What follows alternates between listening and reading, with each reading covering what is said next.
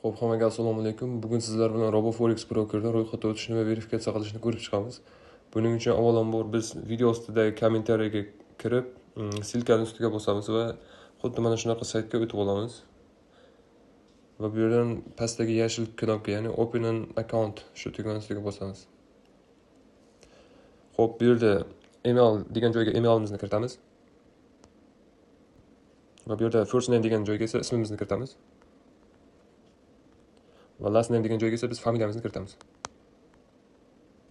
Xo'p, mobile phone degan joyga raqamimizni kiritamiz. Hozir ishlatayotgan. Va bu yerda agar men bilan hamkorlikda masalan qanaqadir pul ish yoki u narsada muammo bo'lsa, men bilan hamkorlik qilsanglar, qanaqa muammo bo'lsa menga bemalol murojaat qilishinglar mumkin. Va bu yerda partner agent ID degan joyga SFTN. Va bu yerda ptichkani bosib register tugmasini bosamiz. Xo'p, bizda bu yerda akkaunt ochildi va bizning qiladigan ishimiz bu birinchi o'rinda verifikatsiyadan o'tib olish. Buning uchun Getting Started degan tugmaga bosib, mana bu yerdagi Verify Personal Data, Verify ustiga bosamiz. Xo'p, bu yerda ko'rib turganingizdek, bu yerda status bizda barchasi no bo'lib turibdi, ya'ni hali verifikatsiyadan o'tmagan. Buning uchun verifikatsiyadan o'tish uchun ko'k ustiga bosamiz va bu yerda send kodni bosamiz va bu yerda bizga Gmailimizga xabar keladi, kod keladi. O'sha kodni bu yerga kiritamiz.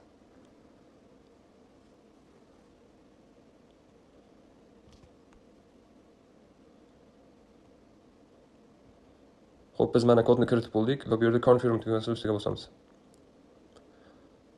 Va bizda mana email o'zi avtomatik verifikatsiyadan o'tdi va bu yerda ikkinchi qiladigan ishimiz bu ID yoki pasport verifikatsiya, ya'ni shaxsimizni tasdiqlashimiz shart.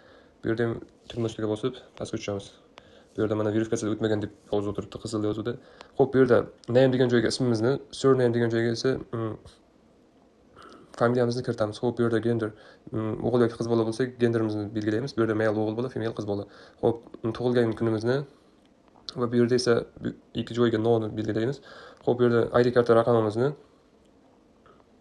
va qayer tomonidan berilganini va qachon berilganini va qaysi davlatlarimizni belgilaymiz. Xo'p, bu yerda esa choose file degan joyga biz ID kartamizning yoki pasportimizning tiniq suratini bu yerga to'g'ri qilib yuklaymiz. Muammo bo'lmasligi uchun tiniq holatda yuklashni tavsiya etaman.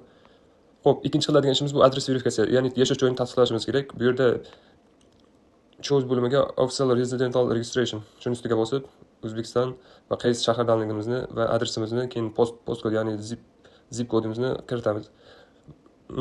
Maslahatim buni MyGov'dan olishni maslahat beraman, ya'ni yashash joyi to'g'risidagi ma'lumotnomani. Xo'p, bu yerda choose file degan joyga esa shu MyGov'dan yuklab olgan PDF yashash joyi haqidagi ma'lumotnomani bu yerga yuklaymiz va send tugmasini bosamiz.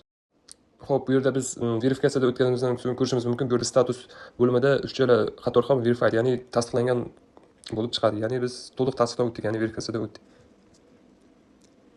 Xo'p, bizning keyingi qiladigan ishimiz bu real account ochish. Buning uchun real account ustiga bosamiz.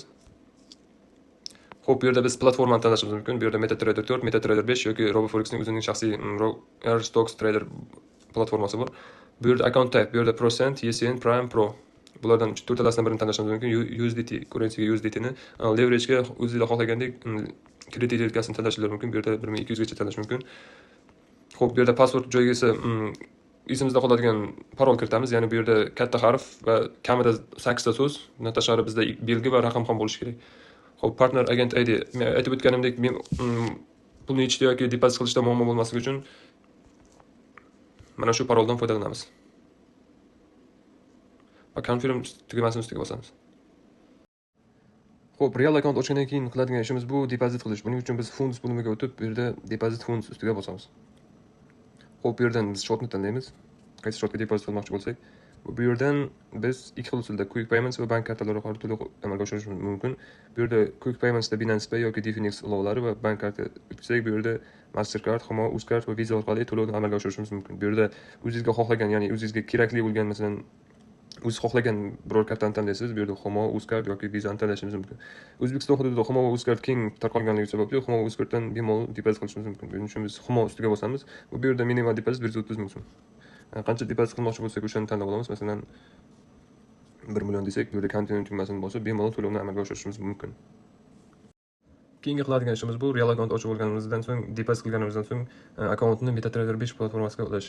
Buning uchun biz MetaTrader 5 platformasiga o'tamiz va bu yerda RoboForex deb qidiramiz. mana chiqdi. Xo'p, bu yerda account turini tanlaymiz, pro yoki SN. Va enter login degan joyga biz mana bu loginni nusxa olib bu yerga joylaymiz va account ochayotganimizda yangi yaratgan parolimizni password degan joyga kiritamiz. Va hammasi tayyor bo'lgandan so'ng